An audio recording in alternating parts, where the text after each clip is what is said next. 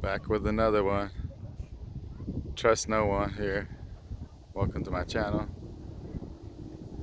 Over here I got everything blacked out now except for the running boards. I got the door handles on.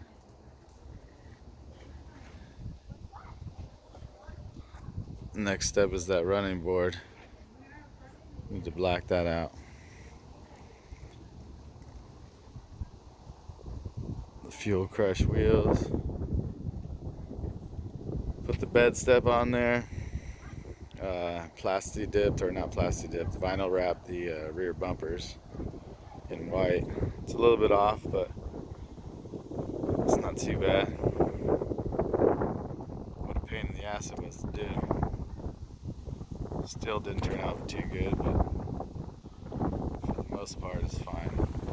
Around some of the edges a little bit messed up, but it'll be fine. So that's it, another update on the Tundra. Vinyl wrapped the bumper, added the bed step. Peace in the Middle East. Drop buds, not bombs, y'all.